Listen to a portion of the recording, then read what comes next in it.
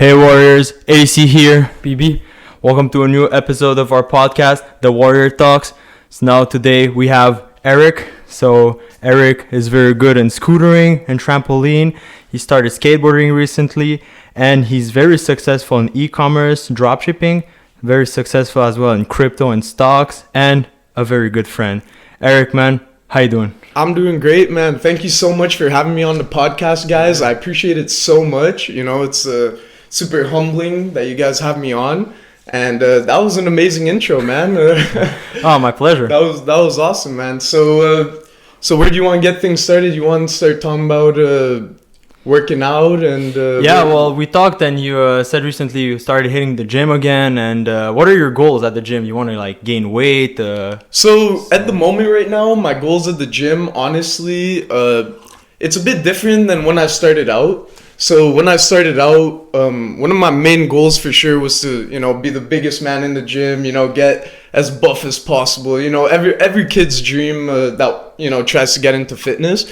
And throughout working out and, really trying to do that in the best way that I can possible, I realized that honestly, like my main goal is just to stay like as healthy and fit as possible and, be able to maintain what I have. And honestly, I'm really into like consistency, so I'm trying my best to work more on my mental consistency and be able to, continue what I've been doing so that I can, be consistent in the long run instead of just, push as hard as I can for a bit and then stop, so.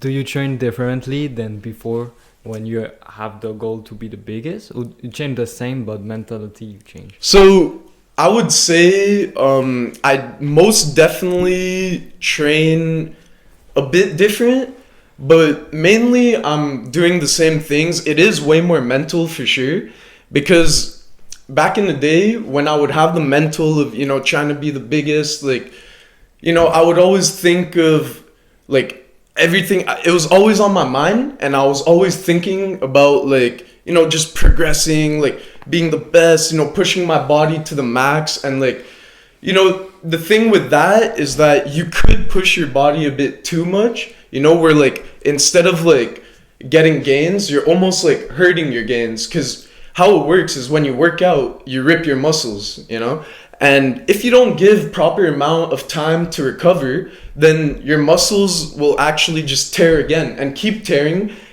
To the point where you're actually losing muscle instead of gaining, So recovery for me is very important, and I almost take my recovery as importantly as my workouts now. So back in the day, I was almost like, there were times where I would literally go to the gym like twice a day. I'd wake up in the morning, I'd go to the gym, maybe do like a push day, I'd do whatever I can, chest, like everything I could.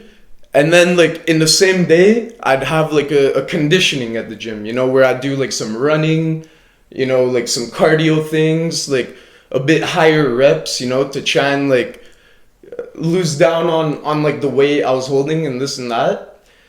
But no, I mean, for me, honestly, it's been, the workout has been mainly like consistently the same. It's definitely more like, like the mental.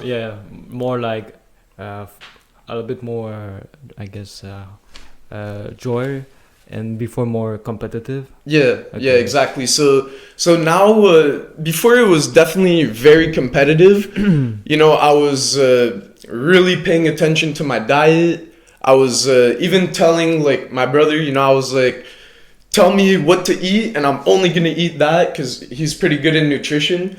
And I was really committed to like just eating good, working out, pretty much all in or nothing. Like that was my mentality, was pretty much like I either do it fully or I just don't do it at all.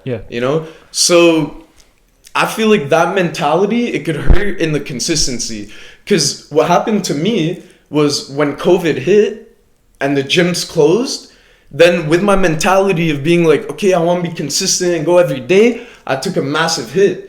Because then I couldn't go and it was hurting me mentally every day. I was just like, oh, I can't go to the gym, you know, obviously. I think we all passed through this. Yeah, exactly. You know what I mean? Like we all took like that big hit, and I feel like in a way it shouldn't hurt me that much mentally, but you know, in life there's just, you know, these things like when you have momentum, you know, when you're doing something every day and you're doing it well, like, you know, you feel good, and when you stop that, you know, it kind of hurts a bit, you know? You weren't able to like adapt to like something else. Exactly. So I definitely like, I had my schedule and my program, and then, you know, a little change and I wasn't able to adapt, you know? And that's also one of the things, like, because, you know, now, like you did say, I did just recently start like working out again, you know? I've been going to the gym, like, you know, only like 3 to 4 times a week right now, because, you know, I just restarted, you know, I'm sure you guys know the first 2 weeks, the muscle pain is really bad, you know, like, I had leg day the other day, and like, whew, my legs, you know, I could barely walk. So all these things, you know, it's reminding me of the grind that I had to do, like, before to get to the point I was. And that's another thing that hurts me mentally too, you know? Imagine like you worked so hard, you got somewhere, and then like you're a bit further from it now, and you know, like, you know, you could get there, but you know what it takes as well, and you know that, like, you know the work it takes, you know. So there are certain like mental barriers, you know, that I'm coming across, but the whole point for me is consistency. So I want to find a way that I could like implement my workouts and my schedule to be consistent, because you know? It's cool like to train very hard if you have a competition and stuff like that, but it's not sustainable for our life. Exactly. If you are very intense. Exactly. It's so for events. So like if like you have a goal for like a certain day, or like you know, some people do the 90-day like challenge, you know, like picture on the first day, and then they work out every day, picture, you know, before and after, you know, all that. I feel like those things, they really help to motivate, you know, because you have a goal, you have like somewhere you want to get, you know, so it's like you can almost visually see the progression, you know where you're going, you know. But when you don't have the vision of where you want to go, I feel like it's definitely much harder to be able to grind towards it, because it's almost like blindly grinding, you know. It's like you're putting in all this work and you don't even know where it's gonna take you. You know, so I definitely do think that having these like goals or certain reasons to work out, you know, like I feel like everyone needs their why, and without the why, it's definitely much harder. You know, it definitely probably feels like something you don't want to do instead of wanting to do it. You know, like what I mean? You're forcing yourself to do it because you should do it. Exactly. Like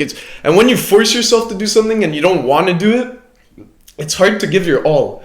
And I feel like working out, you know, it's one of those things in life where everyone has an hour a day where they could go to the gym, like an hour, and not even an hour. It doesn't even have to be an hour. You know, it doesn't even have to be the gym. It doesn't even exactly. Just taking time to commit. Everybody, you know, I feel like it's a mental thing. You know, because if you're able to mentally like take time every day and be like, okay, like, I'm gonna do this, I can do this, you know, and you believe in yourself, then there's no reason like to not be able to work out, you know, because it's really like it's a primitive thing. Like, but some people are like, oh yes, I'm gonna work out every day for 2 weeks, and they go very hard after 4 days, and then they quit. So and that's also why I think that like the full send mentality, because I definitely have that, you know, and I am really one of those people that loves to, you know, when I get onto a topic or something, I research it as much as I can. You know, I figure out as many perspectives about it as possible.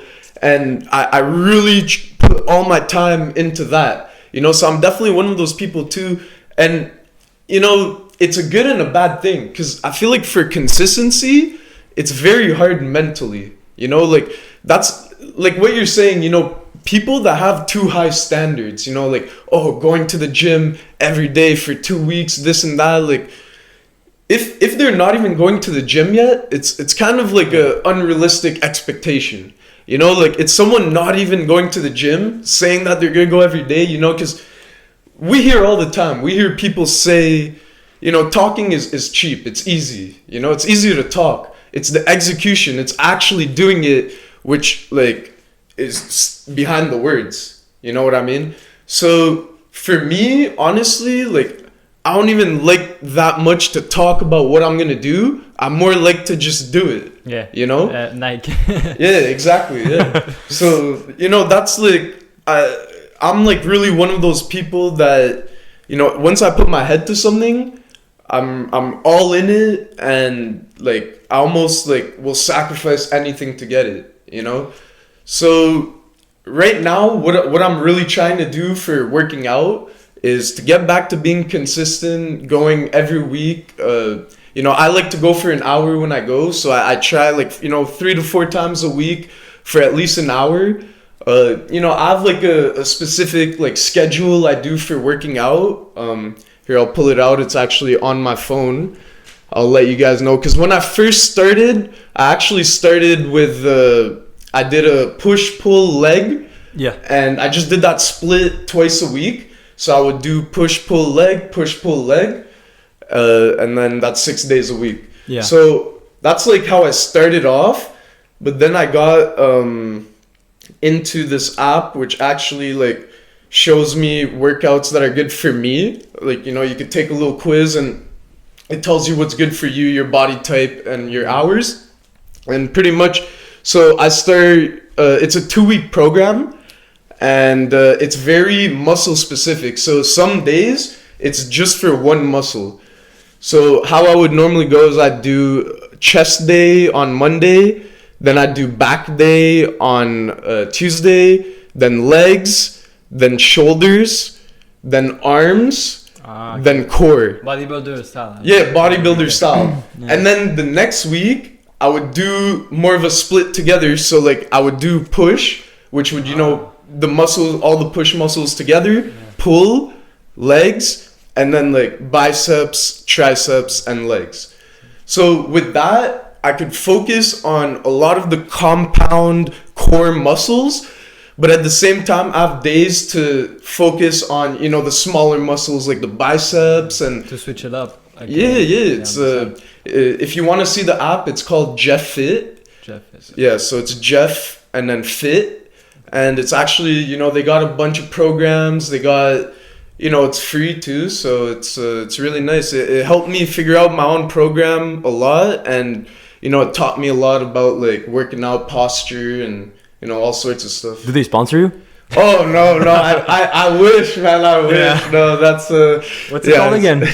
Jeff Fit. Jeff Fit. If you watch this podcast, sponsor Erik. Yeah. So I love you guys.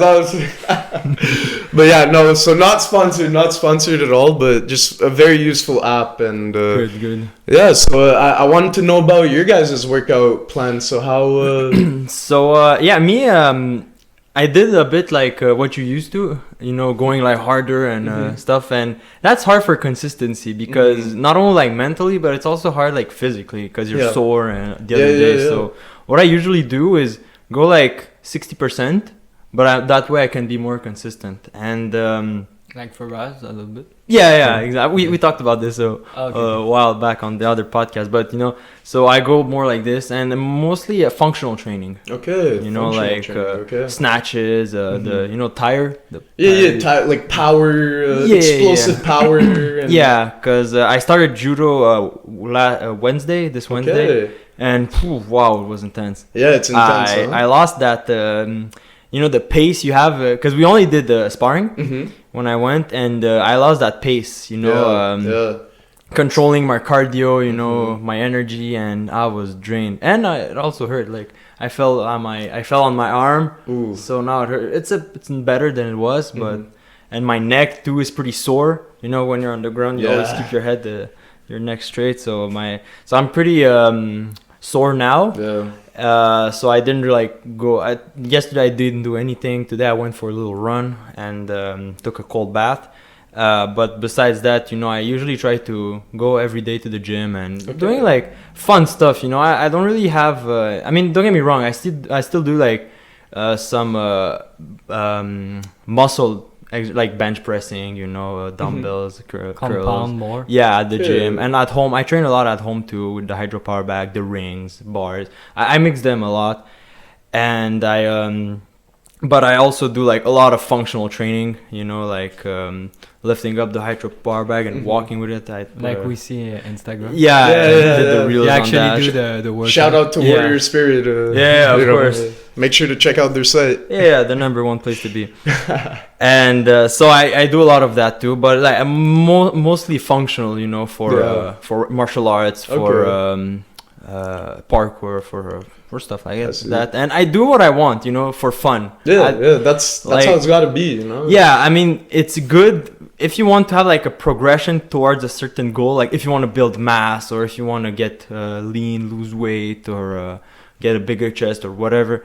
It's very important to have a plan or a program to follow. But if you don't really have a goal per se, like me, I just go with the flow, man. I have fun. I have like a couple of things because in the same time, you like when you go to the gym, you want to know what to do. You don't want to be there and think like what I'm doing So I have like a plan that I do before I get there.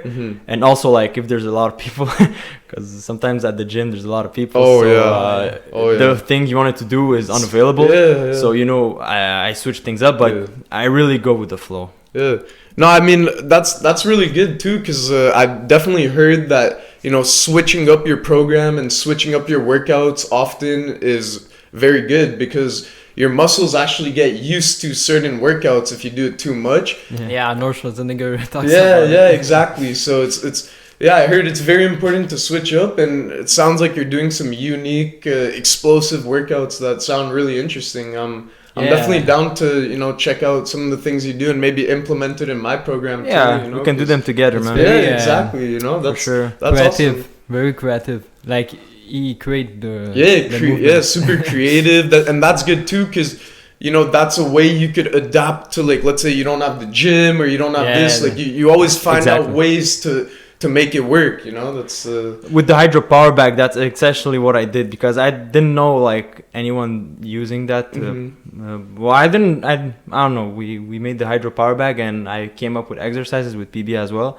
And and I still like come with some every once in a while. Now I have like a big stash of exercises that I do, but and they're very special too. Like the one, it's a bit like you hold it and you turn it around your head, so that way you work your shoulders, and a bit like what people do with a mace, with the hammer or with the mace. And so you turn it and it works your shoulders, but with the hydro power bag, since the water moves in it, it's unstable. So that way you work your balance very well. So that's like the whole thing with the hydro power bag. That's cool. You really like work your balance with like no other equipment, since the water moves around. And so I do that. I do what I did on the reels, like a hydro power bag deadlift. I put a walk with it. That's good. And you do the same thing, or no, actually when try so much thing, because I just don't know, to be honest, what I want really. So you're still trying to figure out like what your goal and what you want to go towards. Okay. So right now I like stop also, but I train people for parkour, so you can count this as training because I train with them. I'm like a group training. Really? Yeah. Explain that for people who don't know, because it's very cool what you started. More. It's like parkour ton quartier. It's for parkour in Montreal and Laval, and it's outside in the park. So we train outside. It's fun, and we do parkour stuff. But everybody in here is a coach, so he do what he wants. So me, I do more conditioning and parkour. Some people just do parkour, so I do conditioning for parkour, meaning we train how to jump and land. How to land, how to roll after. And conditioning the body for it's become a reaction, a reflex, and a second nature. And also be aware of the injuries. Train the knees, to land good, and also the arms to climb well. And you know, when you are one arm like this, you don't want this to happen. Okay. So do some pull-ups and. So do you guys do any stretching ever, or is it A bit of stretching, but like flow stretching, Okay. because if you do static stretching, it's not very good, I think, for combat or parkour stuff. Okay. More dynamic, you know. Okay, more dynamic. Okay, Yeah. that's awesome. So you're really into parkour, right? Yeah, but it actually was my first passion for sport. Really? Without parkour, I will never be a sport. That's insane. So when did you start parkour? When I was 15. Really? Yeah. Damn, so it's been a while. Yeah, it's been a while, Yeah. but got injured. I switched path, you know, a bit like you. Like I used to be like bigger. Mhm. I don't know if you saw the old videos of me in Warrior Spirit, but I mean, I'm not too sure No. if I saw it, but but I was very more big. Like I really lost a lot of Bulkier. weight. Yeah. bulkier.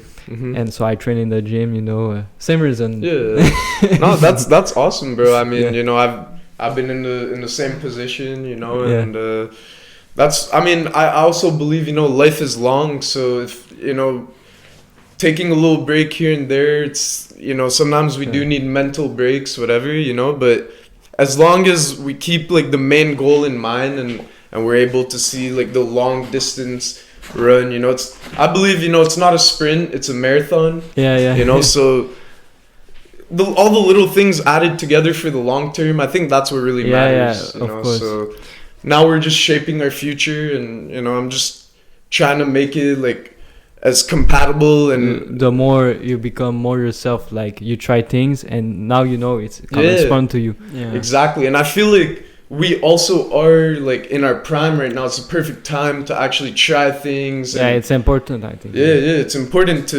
figure out what you like. Because you will direct this probably for the most part of your life. Yeah, exactly. Yeah. So it's like honestly, it's very important for me to do what I like, you know, because I'm the type of person where if I'm not doing what I like, then I'm not putting in 100%. I think everyone. Yeah, exactly. So Yeah, but some people, like, even if they don't like it, like, they're kind of stuck in that mode, and so they put in yeah, the for work, sure. but- I mean, But but they no, people yeah, the mostly thing like is, you. sometimes you have to do something, you know, and you're gonna do it, you know.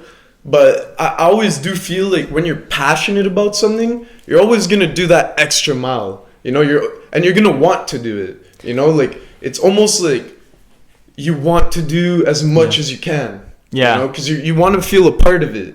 So You know? some people say, "Oh, I should do this because I want this, Yeah. so I should do this." Yeah. But this is when you don't like the journey. Yeah, exactly. And for me, what I realized, one of the most important things in life is that you always want more. Like human beings always are gonna want more.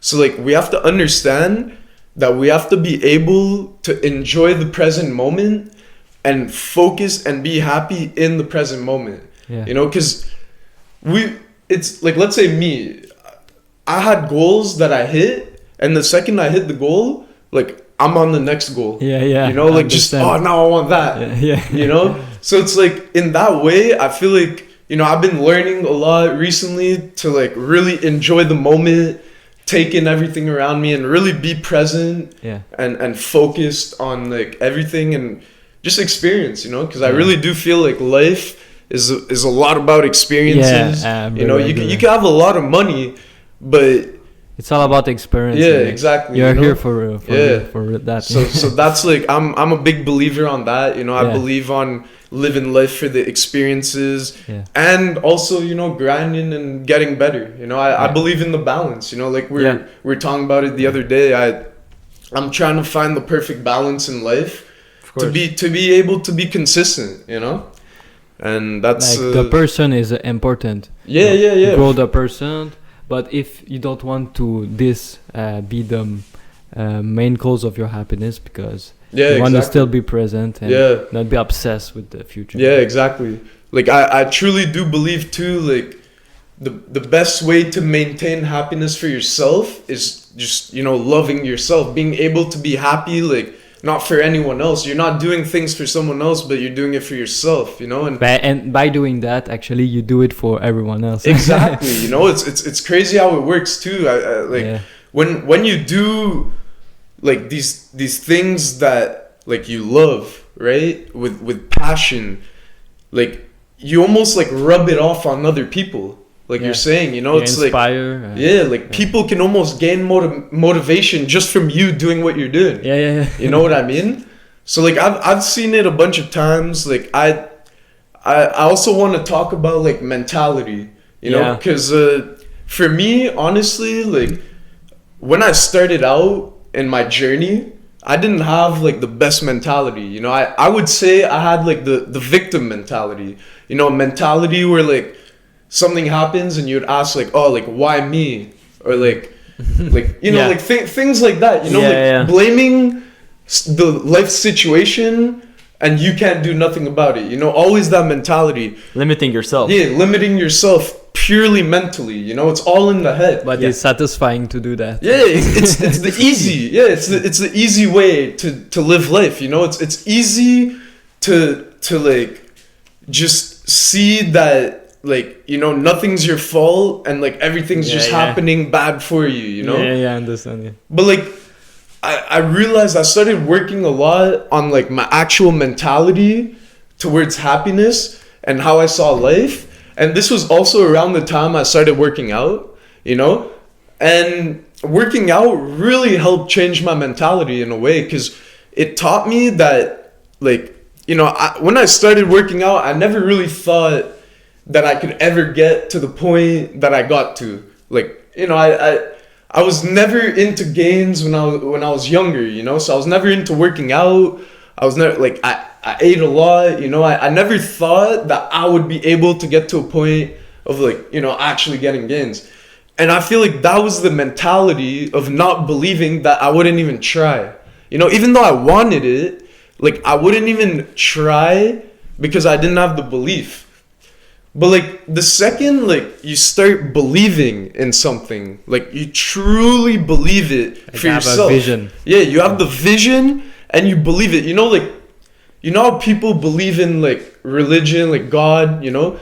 Imagine taking that belief that like one would have for God and believing in yourself that much that you could do something. You know, it's not like the fake belief. It's your faith. Like it's the realest belief you could ever have. You know, you believe it so much that like you're bringing the energy out of it. Everybody that succeed have this. I think, because it's like a vision. Yeah. It's like you know that you will be there. You don't know how, but you know exactly. You can see it. Exactly. You see it. You know, like you almost know to a point that no matter what happens in your life, you know that you're gonna put in the work to make it happen. Yeah. You know, so once you have like this belief, even working out, like it changed so much for me. It used to be like so hard, something like a chore. Yeah, you know, I dreaded, you know, like, but like now it's to the point where like I would go to the gym and I would love it, you know, like obviously like now that I stopped it, you know, I have to get back into that. But there was definitely a point where I was working out, going to the gym, and like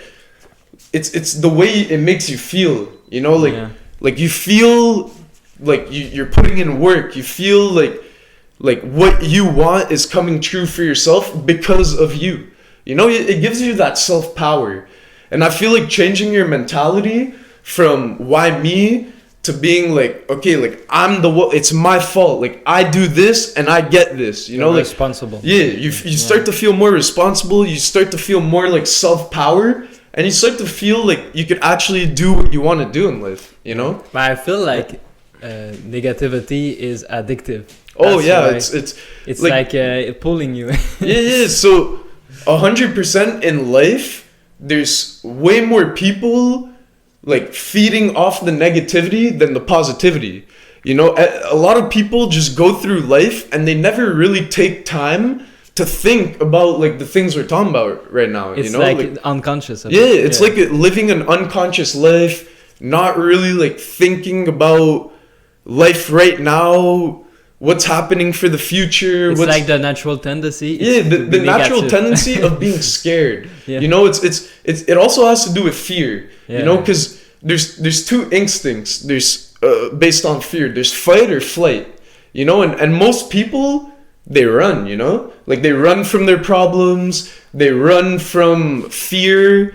And me, I truly believe that on the other side of fear is bliss, you know, like when you're scared of something, but you attack it, you go into it, even if you're afraid. Once you're done with that, you realize that, like, oh my god, like it really wasn't that bad. Yeah. You know, you almost yeah, exactly. And I feel like the more times you do that, the more times you get out of your comfort zone, and the more times you push yourself to do things you don't really want to do, you actually get to that other side, and you get to look back and you be like, oh, like just like when I went to the gym, you know, maybe I didn't really want to go, but I worked out, and now, like, damn, I'm feeling so much better. It was worth it, you know. It was like, it's like just putting in the action of getting over your fears can make you feel so much better, you know? Oh, yeah. Yeah, so, you know, these are like little things for my mentality that I've been working on to try and work towards, you know, my overall happiness. And it's been really working out, like, well for me, you know? I really do feel like, you know, I'm in a really good mental spot now. You know, I'm moving to Bali in July, so, you know, in about a month and a half. Yeah, that's a crazy trip, it's gonna be insane, man. You know, we're with people. Or, yeah, so right now we're planning to go with around like 6 people, including myself. Yeah. But 3 of those people are only planning to stay for 2 months, and then they're coming back. And then you know, you stay longer. Yeah, we're planning to move there, and then actually move, like, actually move, and, you know, who knows, maybe from there travel to other places, you know, because that side of the world is beautiful, you know. And Bali is actually one of, like, the most beautiful places. Like, the nature is super nice, you know. There's there's monkeys and stuff. There's surfing, a lot of surfing there, massive waves, you know. So you know, you mentioned I love scootering, I love, you know, extreme sports, I love snowboarding. So I'm very excited to learn how to surf, you know. That's one of the things I'm super hyped for.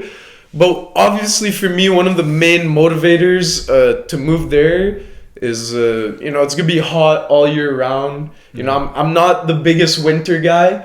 I do love snowboarding, but that's it. living in the winter for me is it's a tough country. Yeah, it's tough. I mean, it's beautiful. It's nice. The people are amazing, and, you know, it's the culture is nice. It's not too hard here either. You know, like, it's just the winter. The weather. The weather. You know, the weather, and I feel like the weather has it changes my mood a lot. And when it's hot and nice, I'm always in the best mood. Oh, yeah. For sure, like when it rains outside, exactly, gray, and even the colors, the color, like, you don't even want to go out, you know, like it sets the mood for the day, you know? And if we go back, there's something pretty cool you said, you know, about the mentality, and, you know, like, it's whatever you do that's hard, it's good, it's meaningful. And you know, I had that today. I went for a run. And, you know, I didn't do that. I was in kind of a lazier state recently, you know, and also, like, with the judo, because I started judo, and I think I said it before the podcast, but anyway, so I started judo again, and, man, it was so intense. And yesterday I took a day off, and today I went for a little run. And, you know, it was hot outside. I don't know how. It's very hot. Very hot. I don't know why, but anyway, it was kind of a change. It is a change. I remember, like end of April, we had, like, this huge snowstorm. Now it's like... now it's like 30 degrees every day. It's crazy. It's insane. Yeah, so I went for a run. And, you know, I wanted to stop, you know, walk a bit, you know, catch up. But in my mind, I told myself, man, no, you're almost done. Yeah. No. I want to get back in that warrior spirit. Yeah, you know? exactly. Yeah. And that's the name of the channel. So, you know, I kept running. I wanted to stop. No, man, you're almost done. Keep pushing yourself. You know, I'm the best. I did this. I'm capable. You know, I can do it. Yeah, man. And so I went and I did it in the end. Yeah, there you go. Yeah, and you feel good. And, you know, I used to have that too. Like, and I'm sure you did too. With anything, like, even what you're passionate about, and that is hard, you know, sometimes you feel like you love it. Or like with the gym, I had that a lot with judo. I think I said it in a previous podcast, but You know, a lot of times, like, I used to do judo. Well, even today, I do judo like in the evening after a day of work or school. You know, you're feeling tired, like, you know, I'll go next time. You know, it's okay. And I love judo and I love training. You take a cold shower and you will want to go. yeah, exactly. So that's one of the solutions. But you know, a lot of times you're just like in your bed, you know, watching like YouTube videos or whatever. And you're there like, I love judo, but I'm gonna take this one off, you know. And instead of like taking it off, just go. You know? That's hard to do. But after you do it, oh man, you feel so good. Oh, you feel so like, good. When you do sorry? Continue. So you go and you know, you felt lazy, you felt like tired, you know, and stuff. But when you get there and you do the thing, and then when you come back, you're like, I'm so happy I went. Thank God I went, you know, because if I wouldn't have, I would have rot in my bed, you know? What I want to say is like, it's depend each people. Like, if your tendency is to be like on this day lethargic, and it's good, but if because you can also do too much. If your tendency on this day it's like you already done a workout and just I must go because if I don't go I will lose gain or whatever. This is fear. That's true. That is fear too. It's depend each people and each day you are like. Yeah, for sure. I mean, it's like you were saying, it's all in the mental in the end of the day. And if you're able to have like that strong mental, then it's much easier to be consistent than just like letting yourself take days off here and there. You know, you're almost like telling yourself it's okay and allowing it to happen next time. You know, like for sure, me, when I was the most consistent was when like you know, when you go to school, you have to go to school. You know, you don't really have a choice to be like, oh, like I part of the program. Yeah, exactly. You know, so like I almost try and take that mentality into like things I have to do sometimes, where it's like I don't know, I almost don't give myself an option. You know, it's like oh, just like I have to go to school. It's like, okay, alarm, boom, like I have to. You know. Yeah. And like for sure that like it's. You know, you don't always want to go. So on the mental too, you know, like I was saying before, it might be one of those things where you don't have like your 100% day where you hit all your PRs and you're doing like the best you can, you know. But I still think that those days that you don't want to go to the gym and you go to the gym, and even if you just go like half the time that you normally go and half the effort, like just the fact that, like you said, you mentally didn't want to go, but you did end up going, it almost feels so much better at the end, you know. You even though you didn't get the best workout, it's those days where after you go like, wow, like you said, thank God I went, you know. Like it's these are the days that keeps me consistent, you know, because the days that you want to go, those are the easy days to go, because you know. I noticed that it's easy to go when you feel like but I noticed like when you rest and you're on lethargic state, you want to keep being there. The same thing if you are very high, you want to keep being there, but you don't. It's like you don't want to take the shower, but once you take the shower, you don't want to get up. Exactly. That's like it's crazy how it works like that, you know, because like let's say I go to the gym, like you said, you know, like it's almost like I wake up, I'm like, okay, I don't want to go, you know, whatever, force yourself, you know. But then when I'm walking to the gym, the second I get to the gym, I'm already like, oh, I'm good, you know, I'm happy to be here. I'm going happy. there. Yeah, it's the executing on the decision of going. Because once you decide for yourself that you're going, you're good, you know, like it's what you got to do. You know, you gotta kick ass. I mean, it really is about like the commitment level, you know, and in the end of the day too, it's about like the goals you have and how bad you want to get to your goals,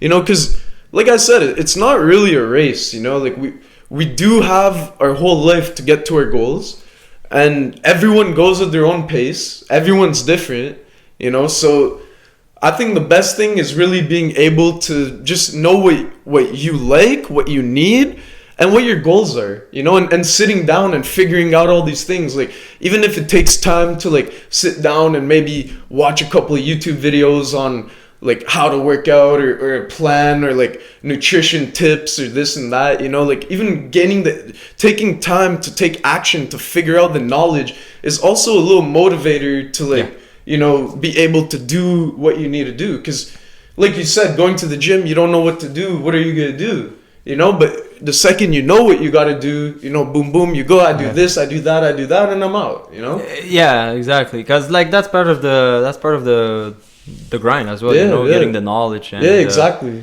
And, you know, another thing, like, it's very important, you know, to push yourself and go, but it's also important to know when to take a rest. Because that's part of the grind as well. And I think I wanted to talk with you. What do you do, like, for recovery? Do you have, like...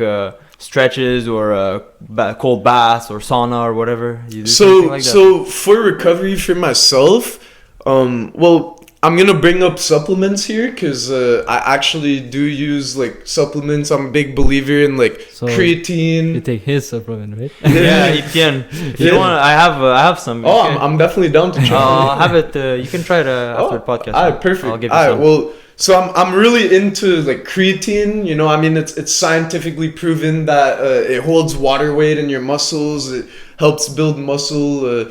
You know, I've seen it work on myself. Honestly, like creatine for me, it also helps a bit with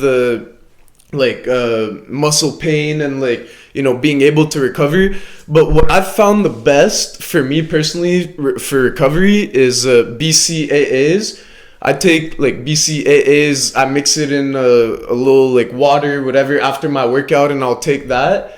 And that for me, it'll help a lot to relax my muscles. You feel it? Yeah, I feel like I really do feel, you know, obviously the muscle pain is still there. Okay. But it helps like relax your muscles, you know, it helps like, so your muscles could like fully because you know when repair. Yeah, exactly. Yeah. So I like that. I also take some zinc. You know, it's not like very known as the most like workout supplement, but it's good for, you know, like your. Well, it's good for your body. Yeah, it's good for your body. You know, so I'm really like into these certain things for recovering, and I do stay really consistent when I work out with my supplements. It's almost in my head, you know, like if I'm gonna work out, I'm gonna do the supplements, you know, and try and eat good, you know. But yeah, like you said, you know, I'll take like a cold shower. I'll take like after my workouts, I normally do a little like 30-minute nap. So like literally like so like right after my workout when I get home, you know, I'll put a little like timer or whatever, and then I'll just like take a nap, just try and like relax everything and, you know, let it rest as much as possible. Okay, cool. Yeah. And never heard of that. Really? Yeah. I mean, it helps me out. Like honestly, I feel like everyone's different, you know. Yeah. But for me personally, I tried a lot of different things, and it really does help me out. I honestly do get to a point when I work out like often where I barely even do feel muscle pain. Like so, that's good. I would work out like so much that I feel like my body kind of like got used to muscle pain in a way.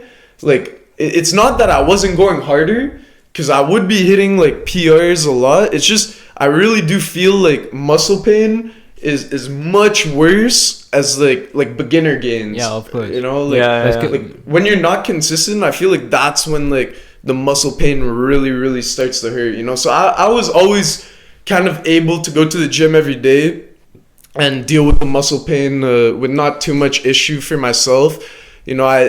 And the thing is, I would go hard, you know. I like for chest, like my PR, I literally almost hit 2 plates of 45, you know. So I did 45 and then 35, which was like the max I could do. I did like 5 of that, you know. Yeah. But that was, you know, that was a while back. Yeah, a while back.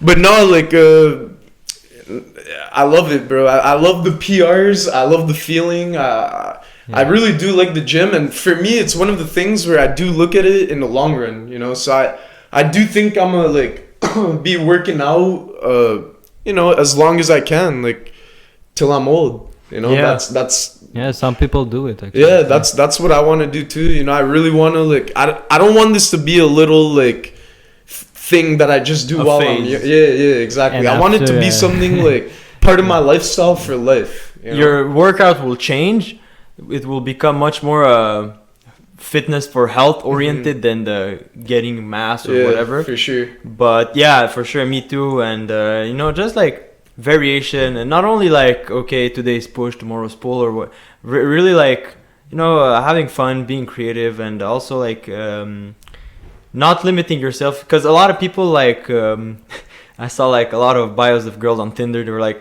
addicted to the gym, you know, like other than the gym, like you can't work out. I guess like, it's good at the beginning, you know. Yeah, it's definitely fun at the gym because you have the vibe there, and you have to go through this phase. Yeah, to be for addict, sure. To realize, oh shit, everybody goes through this, I think. For sure, for True, sure. yeah. And you know, like I started more at the gym. Like I used to do like push-ups at home, but that doesn't really count. Like real like training, you know, I started at the gym too. For sure, it's a good motivator.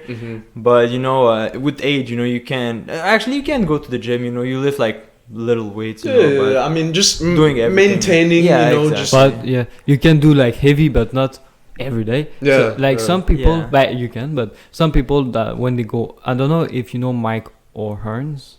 Who? Mike O'Hearns, something like that. I'm not too sure. Not too sure. I don't know if he's taking. I don't think he's taking roids, but maybe. Is he some a people- bodybuilder? Yes. Yeah. But Okay, he's taking. no, but not competing. But he's very impressive. But he cannot because he's like 50 years old. I'd be He surprised. cannot take in like all the years. They're already gonna have problem. I don't think he Yeah. takes steroids, but maybe he take like GH, Or TRT. growth hormone. Mhm. But whatever, this guy like in Robinson also, he's very old. Still go to the gym, live very heavy, but not every day. But they have super good mentality. They understand that they don't want to overtrain because they will finish like this. Some Yeah, people 'cause- do finish like this. Yeah, because you could get injured too. That's the thing. Like, training is one of those things where if you do push it too far, you could get injured to the point where you can't even train anymore. Yeah. You That's know, why recovery is very important. Like, Yeah. you know, like a lot of the bodybuilder powerlifters, like Ronnie Coleman, like I believe he's in a wheelchair now. You know, other guys, I forget, Dorian Yates. You know, he's a bit better than, he got out a bit better than Ronnie, but he's still like, you know, they tear the body apart. yeah, that's And usually like when you get to that point, you can't really like, you know, it's working out, right? But it's not really healthy anymore. Yeah, so- which is ironic because working out is supposed to be healthy. But yeah. so that's why recovery is very important. And about the BCAAs, I used to take BCAAs too for the same reason as you for like recovery. It's like a protein, right? Yeah, It's branch chain amino acids. I did a video on that. Really? Yeah, on supplements not Okay. too long ago. But so I used to take them, and I didn't like. I think it worked. I don't know. I'm gonna have to check because now I didn't take them for a while because I run out. Okay.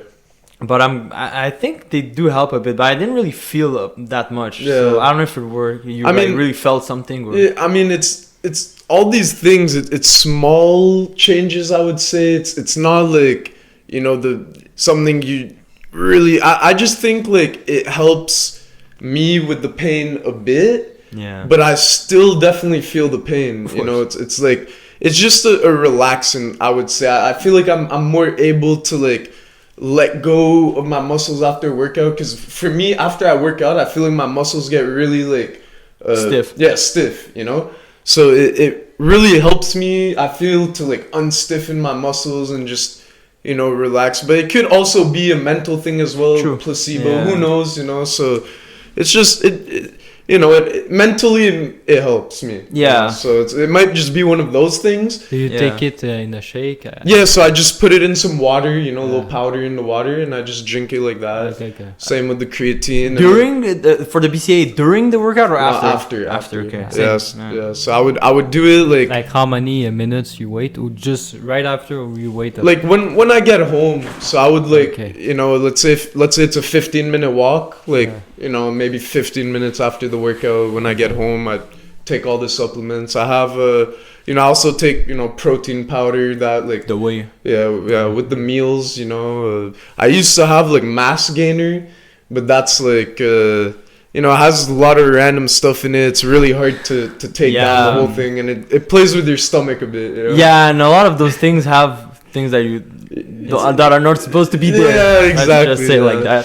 So I definitely about stopped tinted, with man. the mass gainer, but Yeah, some But, of you them know, are sketchy. Yeah. But protein is, it's important. It's always good.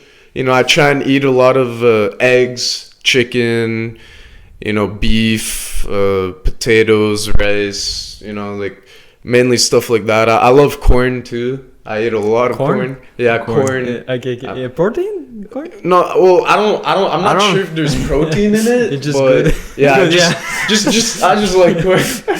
I don't know. It's like I'm just trying to think of like healthier, like, because if you're gonna eat like chicken or eggs, like, yeah, it's got the protein, but like you need your carbs as well. You need your vegetables and like all the nutrients. No, I mean, there's different diet also. Oh, Some man. people just do meat. Yeah. I mean, So- there's this guy called the Liver King. Ah, yeah. Funny. That guy's crazy, man. He went recently on I Impulse. don't Yeah, I watched the podcast. You there, think yeah. it's true? Like he really eats? I mean, I don't know if it's all he eats, but he does eat it because he does videos on it. Yeah. He, like, Yeah, and he he'll- like, he'll drink. He literally Drink just blood, man. Yeah. but yeah, and maybe I don't know, like liver is definitely like something very nutritious, Yeah. and not only him says it, but the guy he mentioned him, Paul Saladino, the carnivore MD, Yeah. and I tried to do his diet because what he says is eat like animal based diet, so eating meat, organs as well, liver, heart, stuff like that. Those are very nutritious. But also like fruits, honey, stuff like primals ate, and a lot of tribes they eat that. A lot of tribes don't eat vegetables as much, and so Well, it depends of the tribe. There's tribe vegan, but it depends where they're located. Of course, for if they're sure. located in like here, Yeah. it's difficult to be vegan. yeah, you have to make it. And so and I again, like, I'm sure it's different for everybody. I mean, they say usually like maybe it's too prone or something, I don't know, but they say like that's the way to go. But for me it works pretty well, and what I like a lot is the mental clarity for me. Usually like when I eat a lot of carbs, and especially like pasta, I'm all like fuzzy and I'm all tired. Like when I eat like a big bowl of pasta, I feel like tired and full, very full, bloated. Exactly, bloated, and even mentally I'm kind of tired and I want to go to sleep. But when I eat like meat, eggs, or whatever, I feel like good. And like to similar quantity, I feel very good. Not like tired. I feel sharp and let's go. I feel like it definitely gives energy. I'm definitely a meat person too. I love like. I mean, we come from like meat culture. Yeah, exactly. Romanian, so so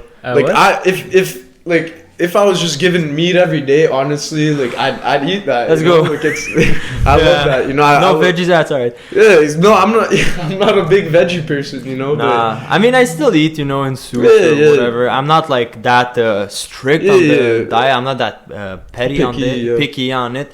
But I definitely try. I definitely like limit it.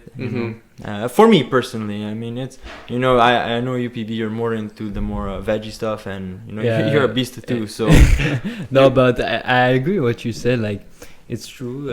I know the lack of there's tendency. I think what I think it's depend of your location. This what my belief. Like I think in India, it's very easy to be veggie, and I think like the weather make you want to eat something else. When it's cold, you don't want a Mr. Freeze, you want a soup or something. Yeah, that's for sure.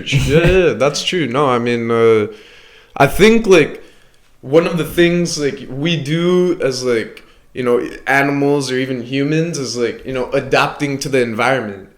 So like before there was hunters and gatherers, if you just had to walk 5 minutes to get like 2 baskets of berries that you could feed your whole family with, like you could just stay in that spot and have like unlimited berries, but then if you don't have that, you have to move around, you have to find those animals, and you have to hunt.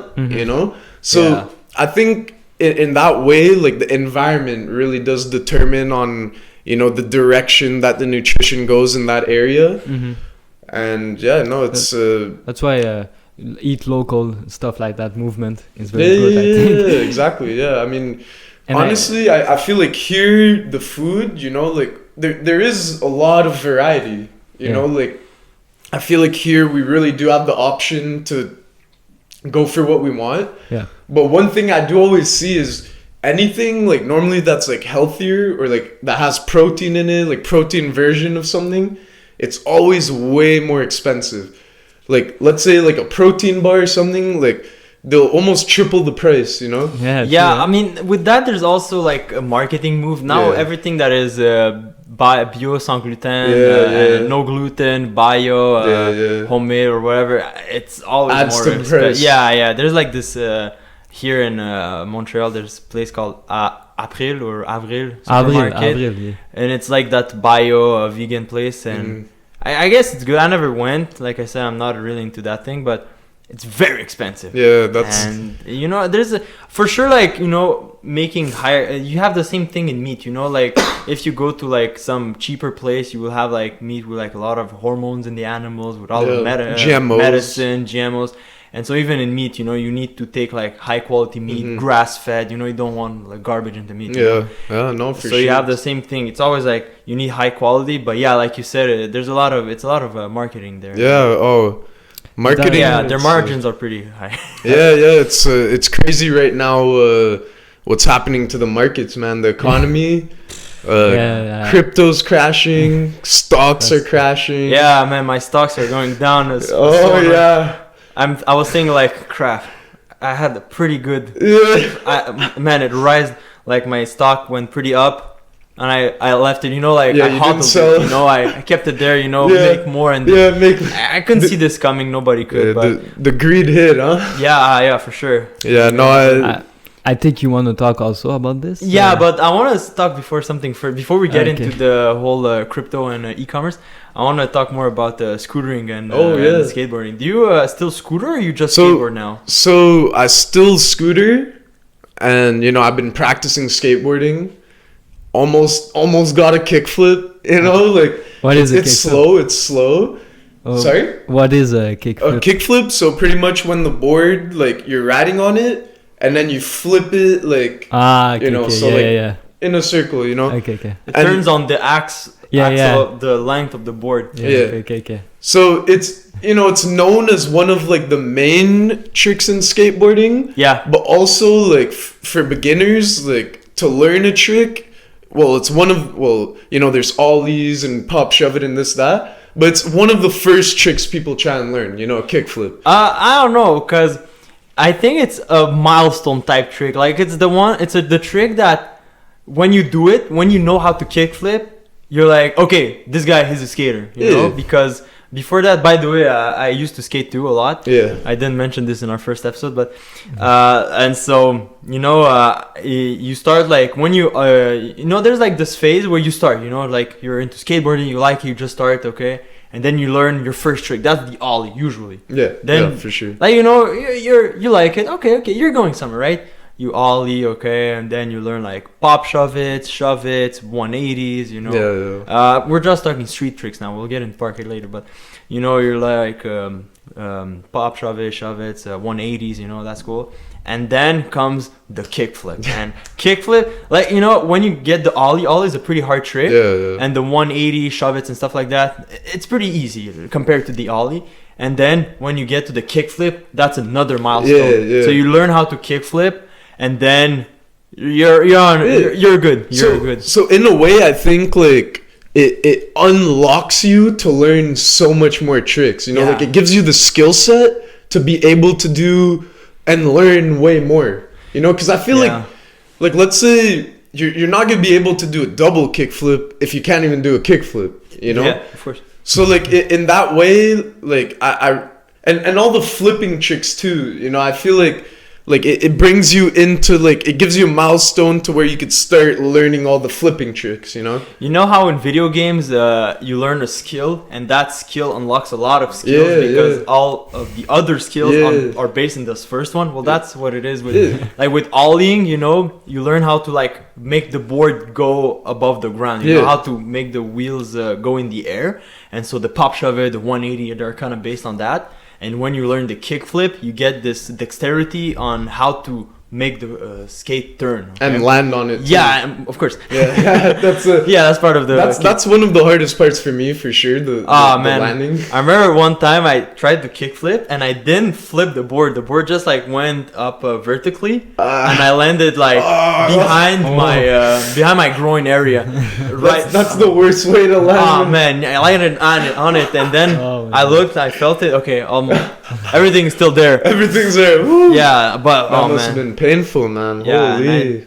I think I did like only one successful kickflip because I definitely was more of a park guy. Yeah, no, I remember. Even now, I like to go to the skate park, you know, do the ramps. Yeah, you were really good at dropping in. On almost anything. You're really good. Thanks. You had the balance down. The ollies were good too. Yeah. I mean, you always have the balance, even in parkour. And it's funny you say that because when I went Wednesday, it's a new judo place I went, and we were sparring, and then I talked with a sensei, and he told me like, you have a very good balance. Your technique is good, but you have a very good balance, he told me. And I noticed that like when we were doing parkour, you know, I was always good like jumping on something, sticking the landing, and just walking on walking on a fence, you know, like there's the little whatever, walking on a fence, you know, it's a narrow section. What is the name? The tuyau. Anyway, but yeah, I always have a pretty good balance, and with skateboarding as well. And something that, you know, remember at Le Taz? Le Taz is a big skate park in Montreal, and the biggest indoor skate park in Montreal, the only one actually. But there was like this huge, like super ramp. Yeah. That when I was like super into skateboarding, I was scared to do. I was so scared to do that. Yeah. And then later on, when I started like doing judo and more other stuff, I went there like maybe like 4 years later. And I went there, I looked at it, just dropped in.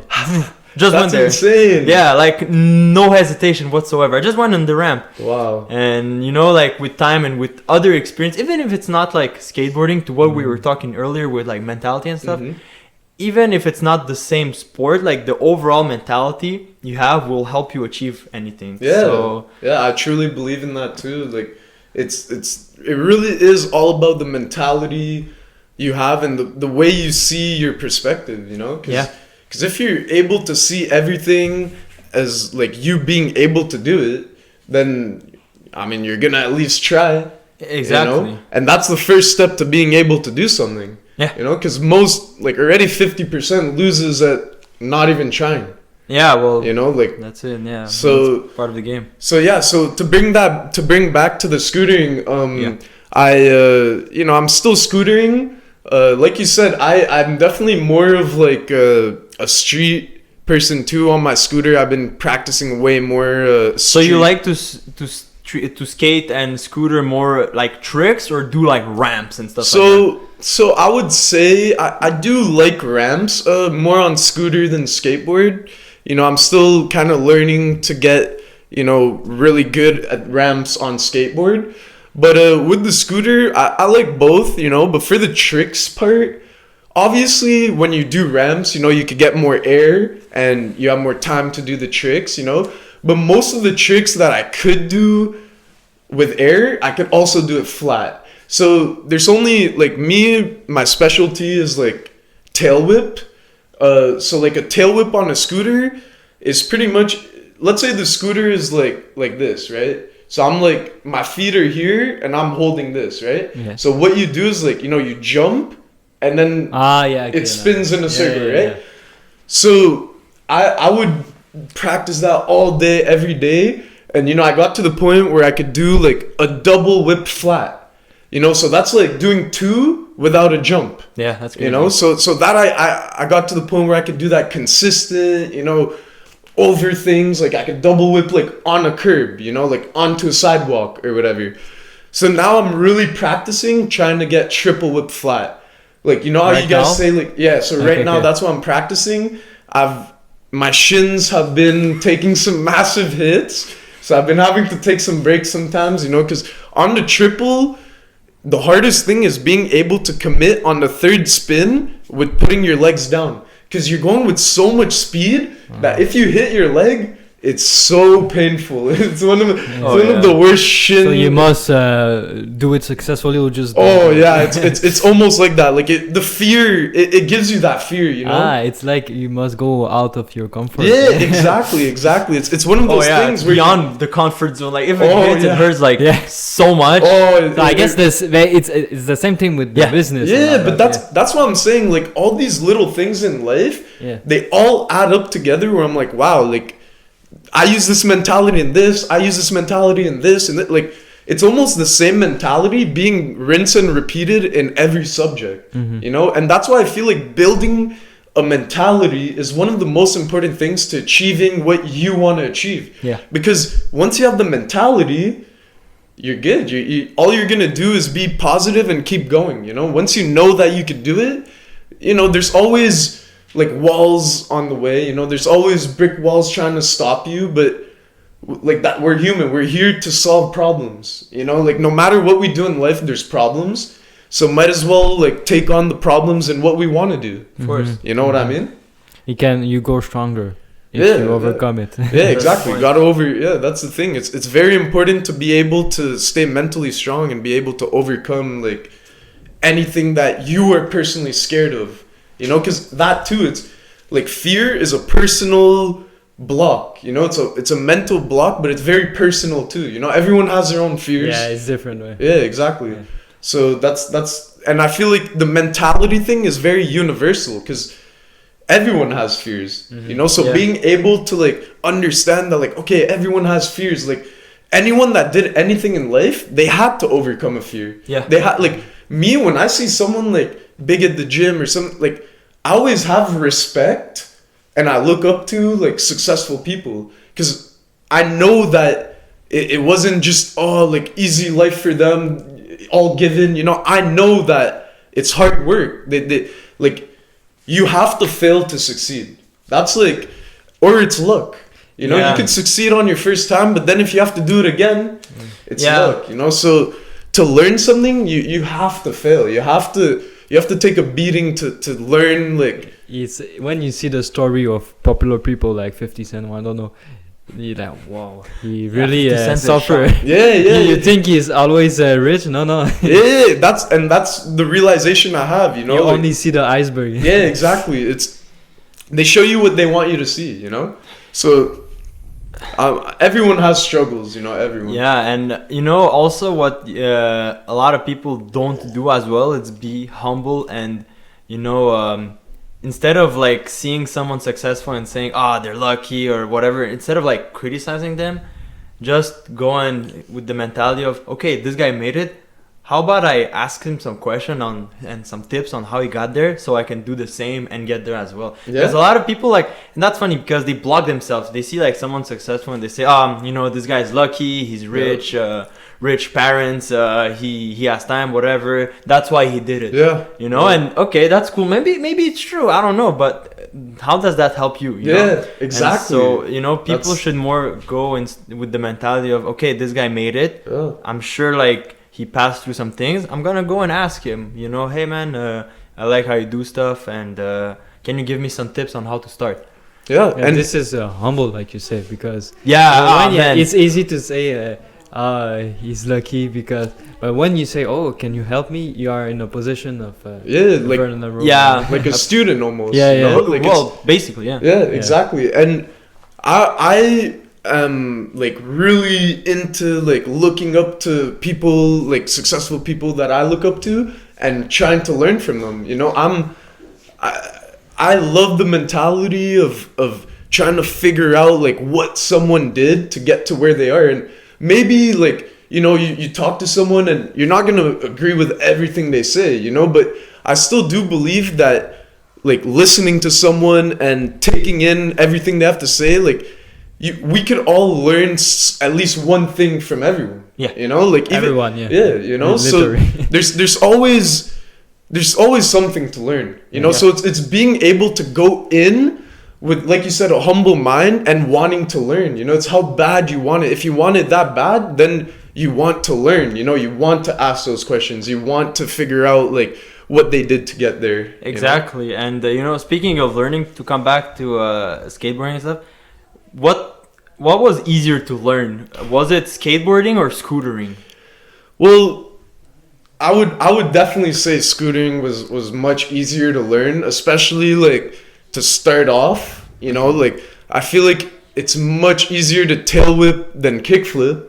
You know, and I feel like those are looked at as like, you know, pretty similar. Like, like I mean, not similar, but Visually, looks visually, but like how hard it is completely different. You know, I mean, like now that I'm doing both, like I'm starting to get a new appreciation for the difficulty of skateboarding. You know, I'm starting to like whenever I see the people at the parks like doing all these insane stuff, I'm like, holy, like is that even possible? Like, you know, but that's part of the belief and like, you know, the mentality, but it's insane what these people can do, man. It's insane. So skateboarding is harder. Oh, most definitely. See, that's why you were doing more stuff than me, because it was easier for you. Yeah, for sure. Nah, sure. I'm kidding.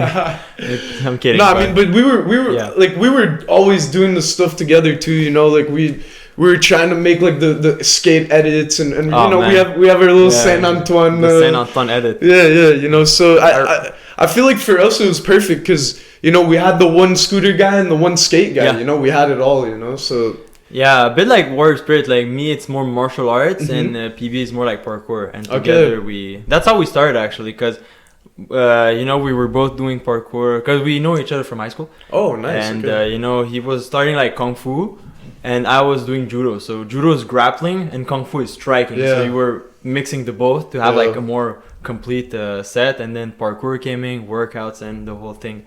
That's and awesome. Also I remember like in the Saint Antoine edit, it's a video, like a compilation, a cool edit of like skateboarding and scootering at a skate park. And I remember like I did like a board slide on a ramp, and I did a board slide, whoop, and then I came back on it, you know, with the effect. But the reason we did it like that is because I fell at the end. But I didn't do a better shot, you know. That was like the best shot, only that I fall at the end. So we make it whoop, and then it looks cool. But the reason is because I fall at the end. Hey, we made it work. We made it work. Yeah, exactly. You know, so. It was very like, if I show this to someone, they're like, "Oh wow, that's cool." Yeah. No one knew that he fell. No. The movie magic came in. It worked out. And also, speaking of magic, man, do you still do magic tricks? Oh my god, man, it's crazy, man. So magic, I haven't done magic tricks to show people in a long time, but I have been recently. You know, I have a deck of cards in my room all the time. You know, when I'm like watching a video or something, I like to fiddle. Yeah. And one of the things I fiddle with is the cards. You know, so I'm still very like. My sleight of hand is still actually up to date. I'm still like with the cards. I'm still pretty good. Like I know some tricks. You know, like how to force, how to, you know, like I know some stuff still. The underpass, techniques. This and that. Yeah, a bunch of techniques. You know, but no, I have stepped back on magic. You know, I used to be very, very passionate about magic. You know, it's definitely like one of the things like. I maybe wanted to do like with my life, you know, like be a magician. Yeah, you know? Another thing we did together, because you were more into the card tricks, and card tricks with them, like it's very impressive, but when you're close, it's very like it's close up magic. Yeah, and I was more into like the bigger tricks that you do on stage. I did some shows when I was young. And your card trick, like forcing the double whip, not double flips, double lift, double lifts, and stuff. I got more into card now, because I mean, like you, I don't really do it anymore. But you know, I saw like I did a video on Warrior Spirit on how magic could help you out, basically saying like it's very good for talking to people, you know, and also for sleight of hand. Yeah. And I did a card trick at the end, and I mean, it took me a while to redo it. But it wasn't like that long, you know, to figure out how stuff works. And, you know, I also did like a very cool trick a long time. Anyway, I did it a couple of years ago. And I did it to my parents and to some friends. And, you know, like most of the tricks I usually do, they were like, oh, you know, that's impressive. You know, the crowd was, you know, was impressed. And that one was like, whoa, what happened? You fully fooled them. Yeah, I blew their minds. And that's the best, bro. That's the best. Yeah, and I might do it again. I kind of stopped now. I did like for sleight of hand, I also do juggling. Oh, that really? too, by the way, I didn't do it in a while. Yeah, with PB, that's something we did together, and we got good together. I never learned how to juggle, so that's actually interesting. I'll show you sometime. Once you have it, it's then you don't have to train anymore. Okay. Yeah, but I'll show you if you want afterwards. That's awesome, the technique is pretty easy, it's just practice. Okay. And so I didn't do magic in a while too, but I would definitely like to do. It's always been an art form that I love with passion, because you have like, of course, the trick, it has to be, like, if you mess up the trick, like big part of the effect is gone. But there's like it's beyond just the trick. It's how you present it, it's how you talk, it's how you connect with the audience. That's what I really like. There is this show, Penn and Teller. Yeah, I love that show. Penn and Teller Fool Us. Yeah, that's right. Yeah. And you see like a lot of magicians, and all of them do good tricks. All of their tricks are good, and I didn't figure out a single one of them when I watched. Sure. But there were some guys that were more boring than others. It's a show after all, so you have to be entertaining. Yeah, exactly. So that's a big part of magic as well that I really, really enjoyed with time, and that really like makes a good magician to a great magician. Yeah. And now let's get on into e-commerce, because that's something that we started as well.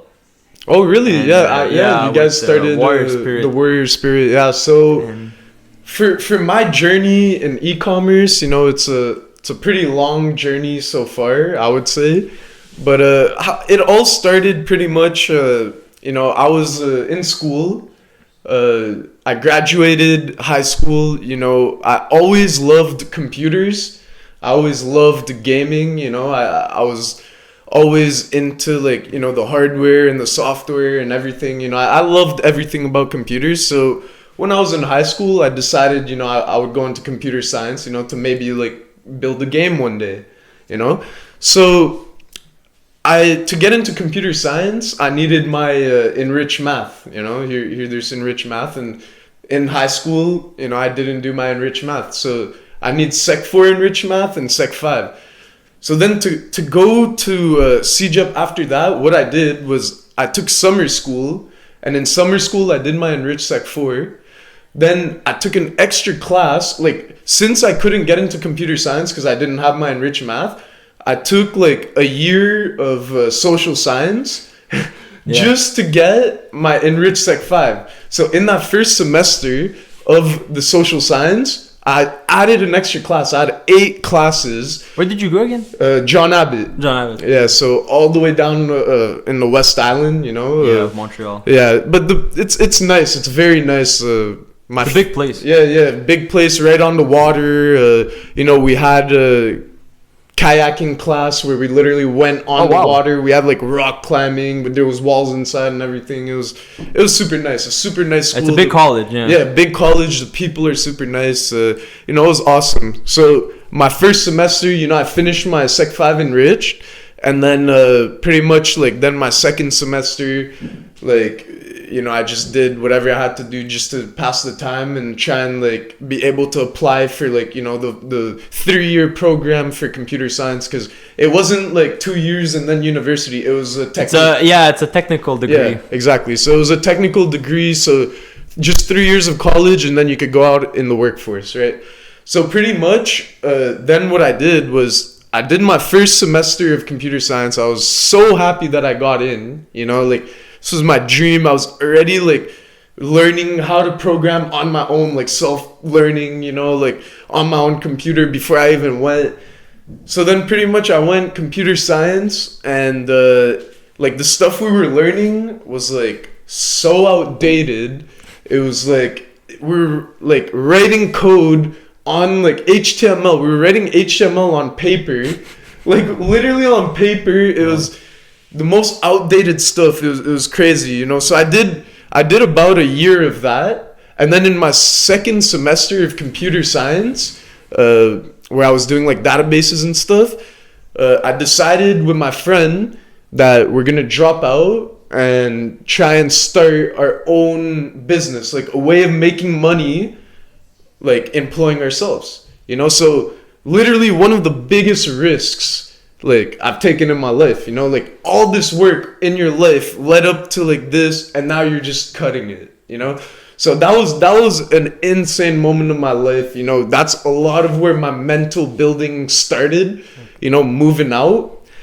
And at that time when we moved out, you know, we were like, okay, like now we're not in school, so now we got to figure out like how to make money. Yeah. You know? So pretty much we went online and looked up how to make money online. Oh. You know, that's how it all started, right? And then like just research videos, different business models, different things, and we were trying all of them. Like we also both had jobs, so we had money to like supply like our business ventures we were trying to do, right? So then we found this one thing called dropshipping, you know? That was around... Before we get there, out of curiosity, what did you try before dropshipping? So we've tried affiliate marketing, social media marketing agencies, literally like selling stuff on like Amazon, right? Oh, Amazon FBA? Yeah, Amazon FBA, like a bunch of things, mainly in e-commerce, you know, also like selling stores, you know, like making stores and selling like the template or pre-built whatever. Shopify stores. Pre-built, you know, like that's a little like side thing, like, but mainly like, you know, e-commerce. Like the main progression we made was definitely in dropshipping, because that's like one of the earlier things we found.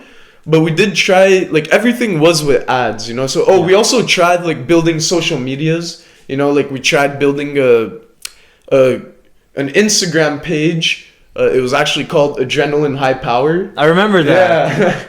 So we got to like 3,500 followers, you know. One of our videos actually got like 150,000 views, you know. So we were figuring out techniques to grow the page and this and that. The only thing that happened was, you know, the content wasn't our content. We were taking it from other pages. Oh, yeah. And we just like, the page died.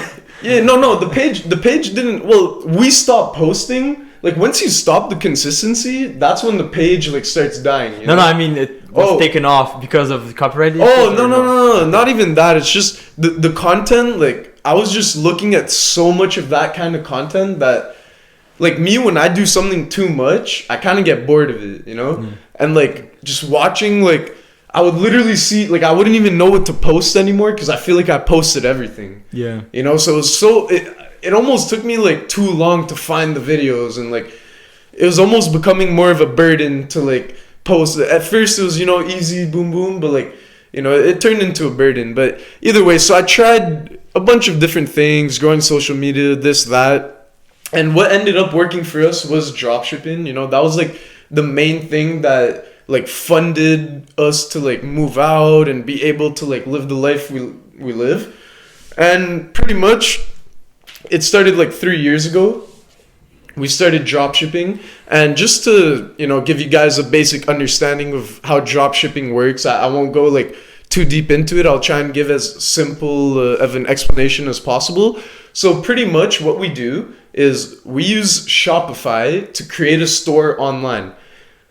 That's just a storefront. You could create pretty much any store where you're selling a product or a service with Shopify, you know? It's pretty much a store that has a built-in payment processor, which means once you create your store, people can use their credit cards, their debit cards, and they can process your store can process their payments, you know? So that's why a lot of people like Shopify, because it has this built-in payment processor. Like once your store is up, someone could go click buy and you'll get the money if it's all set up properly. So you use Shopify to create your store, and I'm sure you guys are using Shopify as well, right? Yeah. It's the biggest one. One of the biggest one for e-commerce. There's Shopify, you know, it's the biggest one for selling products, you know? Yeah. So pretty much what we do then is we go on AliExpress or Alibaba to find certain products that are like unique, eye-catchy, high profit margin, certain things that you don't find at the store every day, you know. one of the biggest mistakes in dropshipping is actually the product that you sell. You know, so when we started dropshipping, and everyone starts with this, we, you know, tried to sell watches. You know, everyone starts with the watches. You know, the like women's clothing. You know, like you know, just the generic stuff that people think of selling. You know. Yeah. And that's literally like a lot of people. That's the beginning start. You know, even we started there. But as you move on and start testing different products, you almost become surprised at what products actually work. Like, you start to realize that, like, the products that work are products that you never would even probably think of choosing that to test, you know? So a lot of times these products that actually end up working are, you know, like, things that our eyes wouldn't like think that, oh, that would sell right away. Something very like unique and exotic, because like you said, watches, it's mainstream, and you know the market has already been settled. You won't go for like a random play. And even like, because I bought a watch from I'm sure it's a dropshipping store, because I saw that watch a couple of times, but it's a watch and you have like a brake disc from a car, you know, a BMW brake disc in it, and you know the watch turns. It's pretty cool watch, but you know, like watches, you go like with Fossil, Seiko, you go like with more mainstream brands. It's more brands that are known. Exactly. You know, a lot of people, the reason they buy watches is for the brand name. A lot of times, you know. Yeah, for sure. So a lot of these products that already have a big established market, and you know they're already very well branded. It's like, you know, when you're selling something, it's in the same way that, you know, you have your why for like why you go to the gym or why you do anything. Like, the product almost needs to have, like, for the customer, like, there needs to be a reason why they would buy it over another product similar or whatever. Like, pretty much what we do a lot of times too is we look at products that are selling, right, that are doing good. We'll go on Facebook ads and we'll just see like what has good engagement. And then we'll look at those products and think of like, what could we maybe like an idea that we could add to that product, or something that would make that product better, or something that like would make it a bit more unique, or advance it in some sort of way, you know? And then like we would look on AliExpress if there's already a product like that, you know, because AliExpress, there's pretty much like any product you're looking for. It's just the words you write to find it. The hard part in AliExpress is not that the product isn't there. It's just like the SEO, which is the search engine optimization for AliExpress, is like, it's so dumb that like the people, like, they just write broad words, as many words as they can in the title, just to like pop up in the SEO, you know? So what happens with that is you get like titles that are like really dumb, you know, like really long, that almost have nothing to do with the product, you know, and it's also like from China, so a lot of times like the lost in translation, you know. But if you get these keywords, and you know, it's really about, it's like going to the gym and stuff, you know, figuring out like what products sell is one of those things where like the more you do it, the more you see that like, oh, okay, like this did better than that. And then like, oh, like, so more things like this probably work. And then like, you know, it's really testing. Like in the world of marketing, we really focus on testing. That's one of like the most important things. Testing. Not just products, but like ad copies, ads, like the pictures, what we write, the targeting, like all these sorts of stuff. And for dropshipping, because I didn't finish explaining like how it works. So pretty much we have the store. Once we find the products that we want to test, we import it on our store, so that now on our store we put the product and everyone could see it. We put our own price. We put our own branding on it. You know, like, we don't brand the product, but we give it our own name. We give it a description. We make it look as clean as possible, you know, as professional as possible. And then what we do, like, another main skill set in dropshipping is running ads on Facebook and Instagram. So we don't get sales unless we're running ads.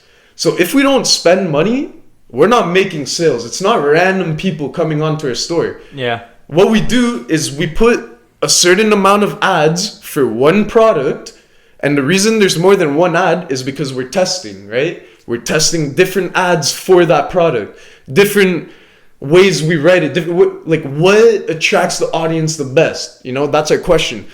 So we do a bunch of different ads, put prices on all of them, and then we test those. But not only that, we'd have like 10 products.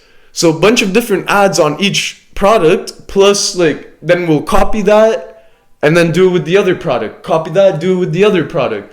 And then in that way, after, you know, running the ads for like, let's say 3 days, that's like our buffer zone that we use. 3 days is like the perfect amount of time to let your ads optimize and then see the results and then, you know, optimize based off that. So either like you turn off the ads or you double the budget you put, or, you know, whichever one is doing better, you want to like make more ads like that, and whichever one's doing worse, you want to turn them off, you know? So in that way, we've had times where we spend like around like literally 40K in ad spend in just a month, you know?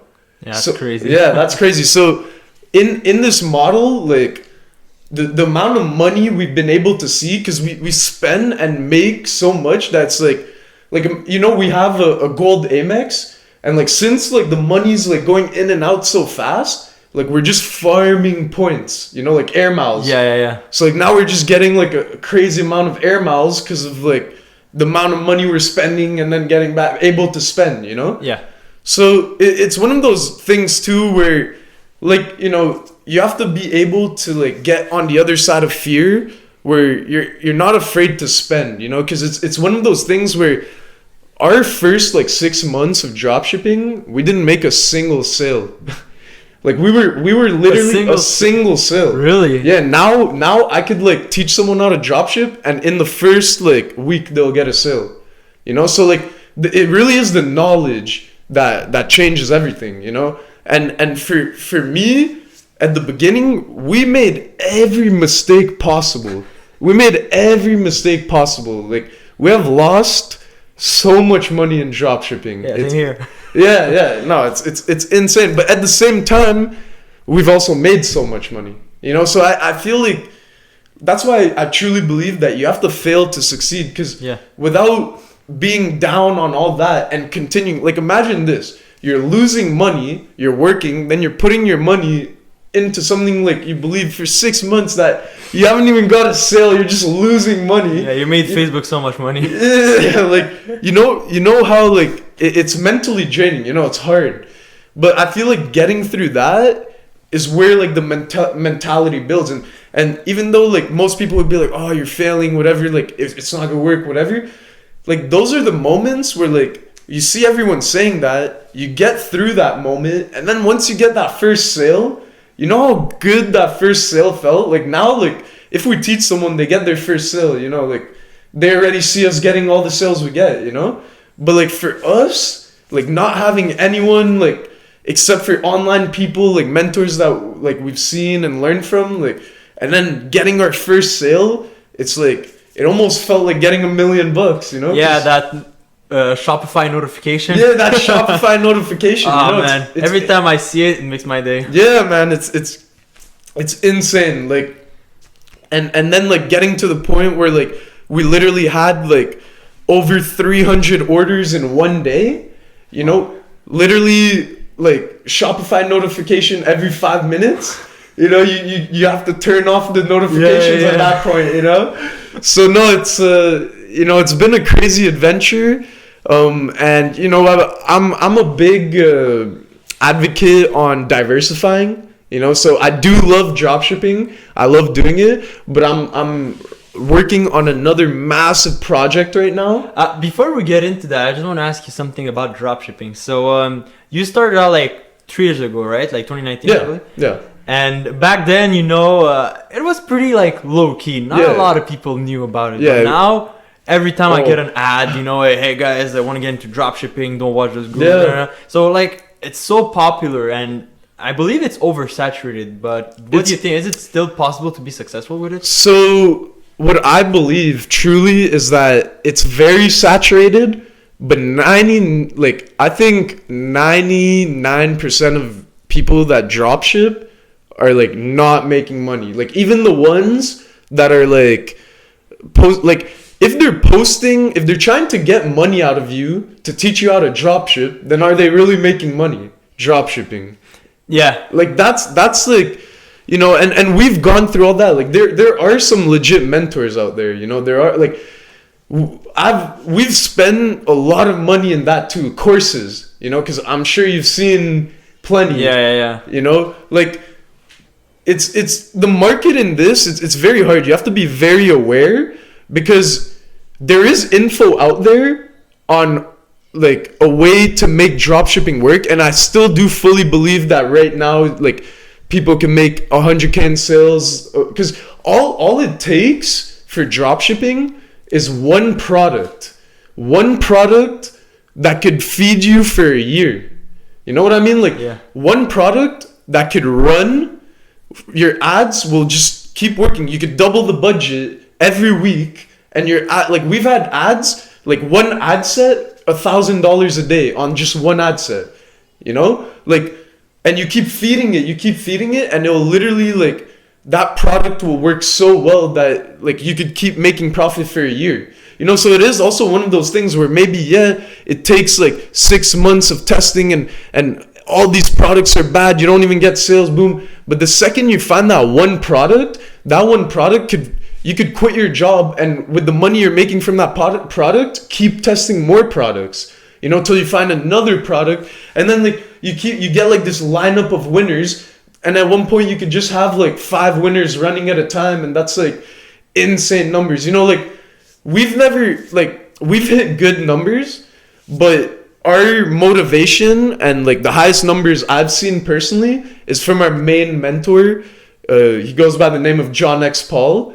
And this guy, like, he's been able to scale his store to like $1 million in a month in revenue. Do you know him in real life? No, so I don't know him in real life, but I messaged him a lot on Instagram. He messaged back. He's one of like these influencer teachers, he has a course and this and that, but one of the OGs. One of the OGs, and he's one of the people that I truly think like he went out there to put knowledge, and that's it. Like he doesn't screw around. A lot of people, they keep adding bundles and this and that, useless stuff just to keep making money. Like some of these courses go for like $2,000, and people pay for it, so in that way, like the course that we got from John X. Paul, because I've looked through a bunch of courses, we still use a strategy.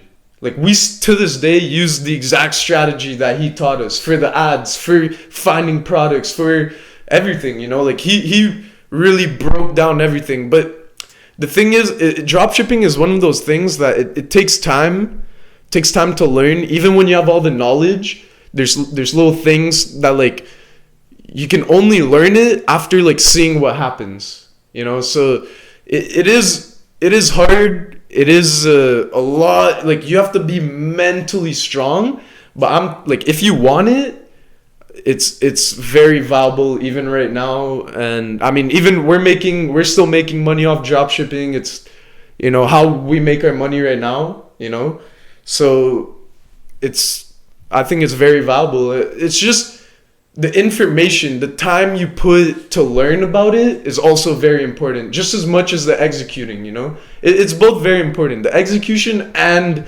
knowing what to do, and actively trying to learn. Because one of the hardest things about this is like, okay, so I want to start dropshipping, but like what do I have to learn, like that's all these self-learning things. It's like, okay, like but what do I have to learn, and I feel like that's one of the hardest grinds, that's the where you could like get past the puzzle, where like once like how to figure out what you have to learn, you're unstoppable, you know? Because the only thing separating someone from making 0 sales or a bunch of sales is just knowledge. Like it's funny, you know, because like Ty Lopez, you know, hey guys, just got here in my Lamborghini. Yeah, you know, it's funny, but no, it's true though. It's information is very important, you know, and I feel like that's what brought me to this point that I am today. You know, just putting in the time to learn in that specific thing. You know, because I feel like anyone spending time and doing something, they're gonna get better at it. Yeah. You know, like if you do something every day, you're gonna get better. Maybe not compared to the other people, but you're not maybe better than someone that also has been doing it every day. But someone that never did it, you're gonna know way more than them. Yeah. You know, so it's also one of those things. It's just putting in the time, you know, and believing. You know, because if you don't believe, it's already like a mental barrier from the start, you know, and it's hard to fully commit and take risks when you don't believe, you know? Yeah. And now also with your crypto project. So now some big things are actually happening, you know. I've been pretty heavily invested in crypto. About a year and a half ago, we built our own mining rig. Which was a pretty fun project, you know. For people who don't know, can you explain the word? Yeah, so a mining rig, it's pretty complicated how it works for, like, you know, people that aren't into crypto. But to keep it as simple as possible, pretty much crypto, whenever there's a transaction, it's on the blockchain forever, and anyone can look at it. Anyone can access the information. And to make sure that this piece of information is valid and on the blockchain, each transaction has a hash rate. And that hash rate is unique to each transaction. That hash rate can only be figured out with an algorithm called the chain. You know, the blockchain has a built-in algorithm that can figure out the correct hash rate for each data set in that chain, right? So pretty much what the mining rig does is we build like a computer with a bunch of graphics cards. It takes a lot of energy and power. And what it does is it runs the algorithm on each transaction. So all these transactions, we get sent a copy of the data to our mining rig. And our mining rig will decode all these hash rates to make sure that they're verified with each transaction. And the way it verifies is that there's pools of mining rigs. So let's say I'm in a pool of another 1,000 mining rigs.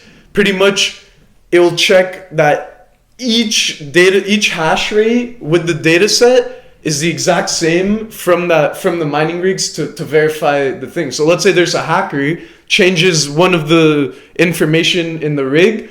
Well, then there's 999 other rigs that show a different hash rate. You know, so in that, mining rigs is the way that crypto is able to do like transactions and do peer-to-peer validation, you know, to make sure that each transaction is actually like secure and each person has the funds, you know. So the mining, it's a bit complicated, but that's, you know, in the simplest way what a mining rig does. And we built one of those, and what happens is when you have a mining rig and you solve a hash rate, you get rewarded crypto. So it's pretty much just running 24/7, and we're getting crypto passively for solving these algorithms, right? And, you know, they're pretty expensive to build, but I'd say like after like 6 months to a year, you get like what you paid for it back, and then you're starting to make profit, you know? So pretty much we have one of those, and now what we're starting to do is we've been really getting into play to earn games.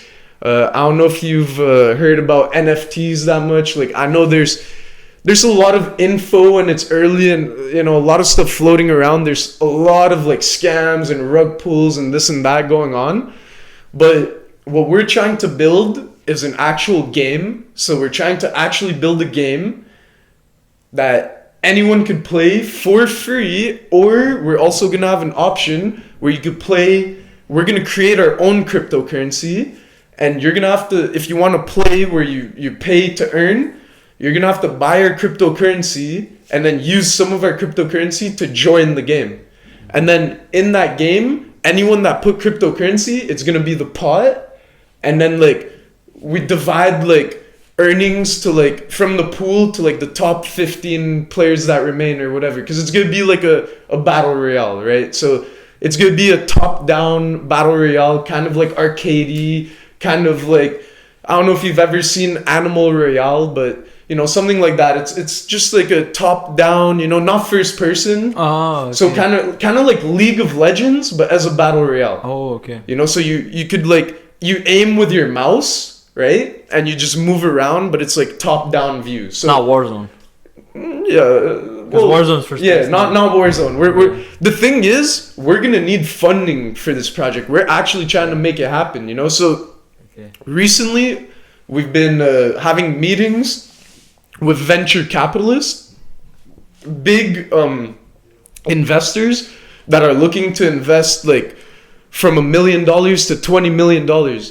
So right now, we're really working on writing our whitelist.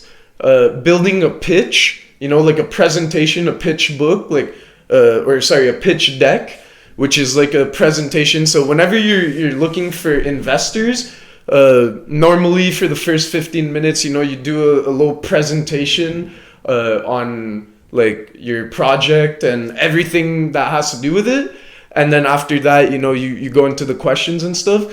But yeah, it's been insane, you know. So right now we've been working a bit on the marketing side, you know, building the hype. So we have a Discord with like almost like 200 members right now. It's pretty hard to build Discord. We have Twitter right now with like just over 1,000 followers, you know. So and this is with no like paid promotions or anything.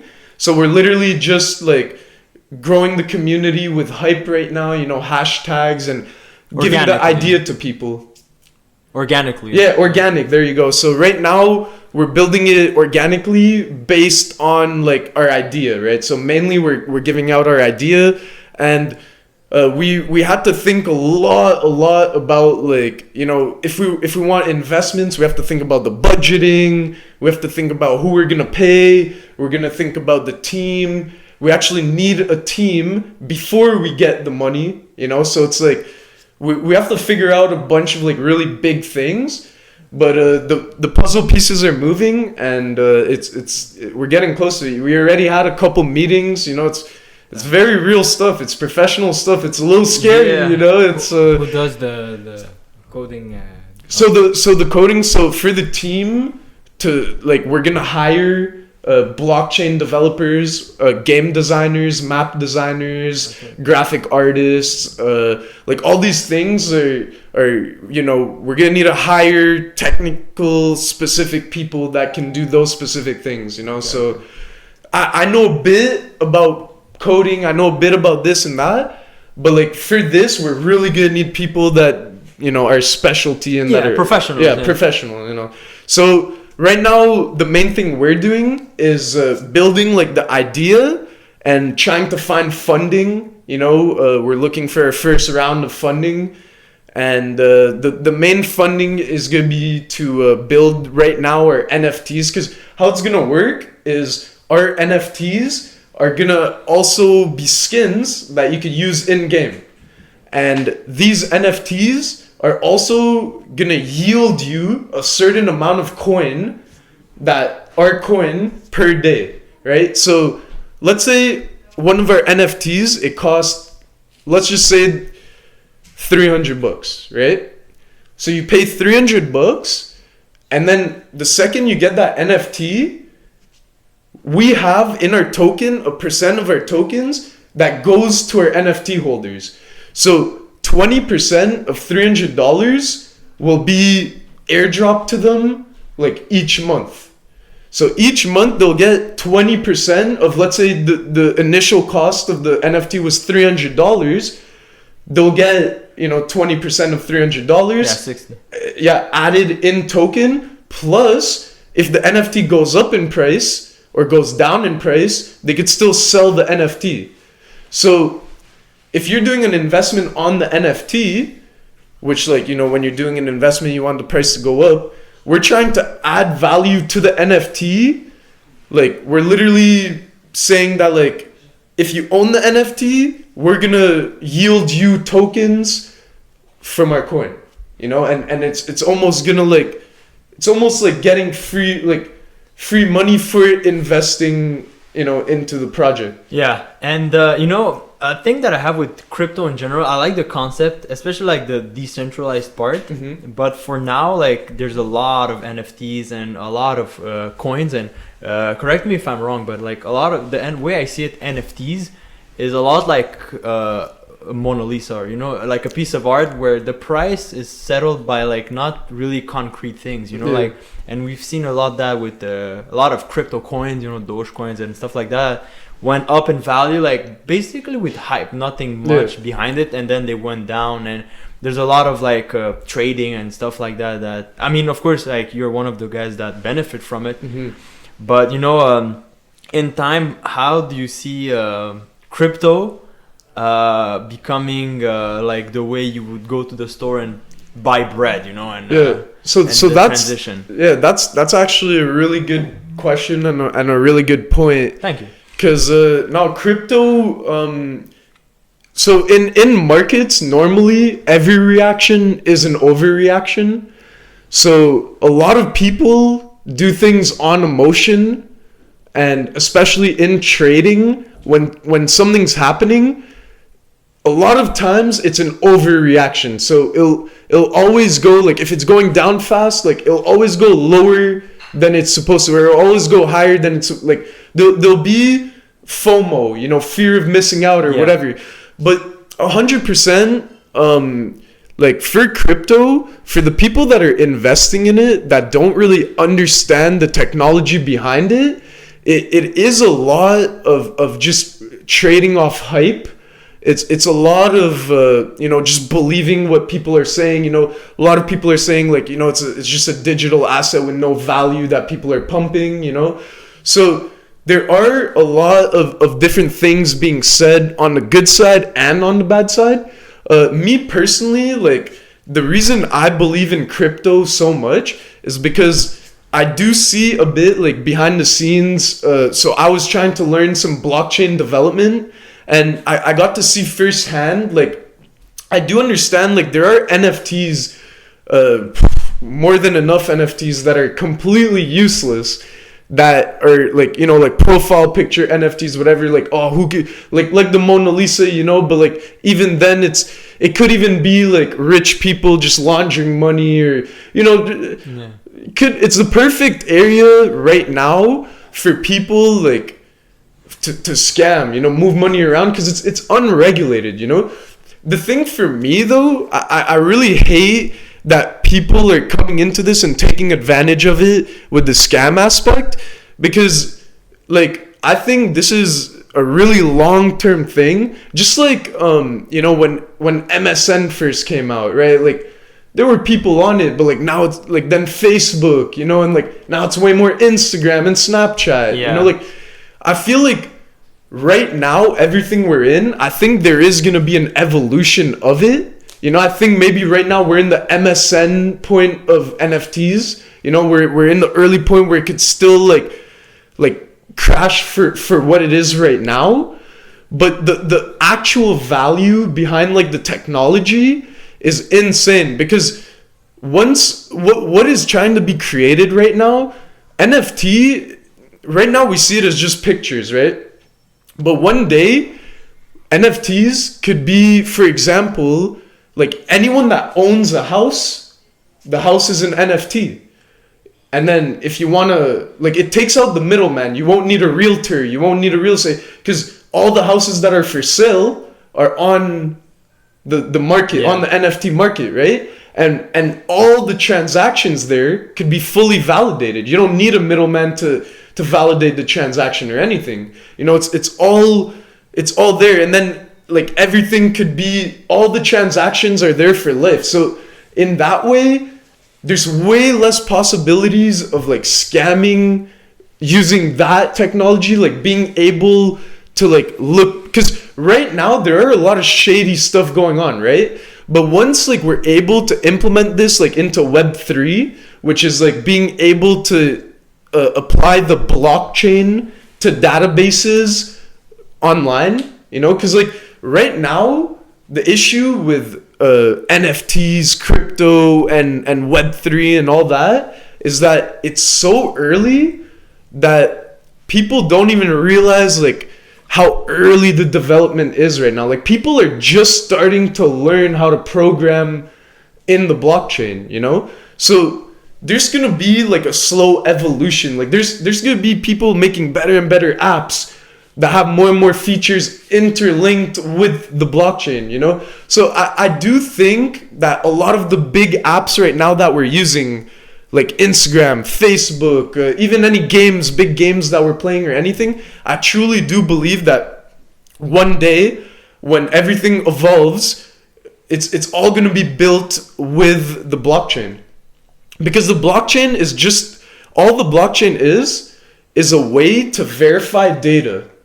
And that data could be any piece of code, you know? So it's more like what the programmers build with it, you know? Because right now what they've built is still very elementary. It's just showing the technology with like pictures, you know? Okay, I have this picture, and you know, because we could see any transaction of any NFT, whoever owned it, where it came from, boom. Or even we could see any transaction for crypto. Like if I send you $100 in crypto, we could see the transaction for life. Then I could see it in your wallet. I could see where it goes. I could see like everything is there, you know? So in that way, I do think like the technology behind it is going to pull through eventually. But just like in any market, I think any reaction is an overreaction. And I do think that, you know, right now, like everyone's panicking and selling, you know? But like the smart people right now, they're buying, you know, like I'm adding money right now to crypto. I'm not selling, you know, I'm putting more money. I'm averaging down, you know, I'm bringing my average down, I'm trying to get it as low as possible. Cause I believe like in the volatility, I believe in like the potential, and for sure, like, you know, it's one of those things that you do need to believe it, you know, it's like they say, due diligence, you know, you have to do your due diligence, you have to do your research and see for yourself, you know. But it definitely is something I truly believe in, and I don't think that right now what's out there is the future, but I do think it's like the system that they're using will be implemented in the future of whatever gets big. Yeah, because like, yeah, it's a very big subject, and it's massive. Yeah, and like we said, you know, there's a lot of hype for now, and there's like a very elementary state. Nothing is really settled. Yeah. But I don't know really much about the other coins. I know like Bitcoin and Ethereum. I don't know as much as Bitcoin, but what I like about Bitcoin is that it's finite, you know, and I guess it's the first crypto. Yeah, it's one of the first cryptos. And you know, it's finite, so it has like a certain value. Yeah, to it has a max supply. Yeah, exactly. And so that one I can see like becoming something that, like I said, we would use to go to the store and buy a piece of fruit or I mean, with the Bitcoin, and you know, and yeah, it's a very fascinating thing. I'm very excited to see how it will go, because I'm thinking about joining the game as well. Oh yeah, it's the crypto game. More like for now trading and I guess hodling for some things. But yeah, guys, we're 2 hours in. So, wow. Time flies by. Time flies when you're having fun, huh? Oh yeah, for That's sure. insane, man. So Erik, man, thank you very much for doing this. Thank you, man. I had so much fun with you guys. Honestly, I would love to do it again sometimes. You know, we could. Sure. Yeah, before you leave, we definitely have to do episode number 2. We could go more deep into, you know, specifics and this and that. But I think this was a good introduction to. Like always, we never. We always. I must say this and this. Always quick. I have a piece of paper with stuff here, and I mean we covered a lot of it, but we went even better. So that's the point, you know. Yeah, no. So Erik, again, thank you very much. And thank you, anything you want to plug in, the Twitter or? I mean, if you guys want to check out Revolution, that's the project we're actually working on right now. Go check out Revolution on Twitter. We also have a Discord. You can find the Discord on our Twitter. And yeah, that's pretty much it. Yeah, we'll put the links for that in the description as always. And guys, for sure, always check out Warrior Spirit Store. We have the best gear around, whether it's martial arts, fitness. If you want to train at home and get very good with your overall training in martial arts, Warrior Spirit is the way to go. And of course, check out EPN supplements if you want to get your supplement game on top. They're the way to go as well. And use the code WS10 for the EPN supplement. And on that note, guys, unleash your inner warrior. AC out. TB out. Peace out, guys.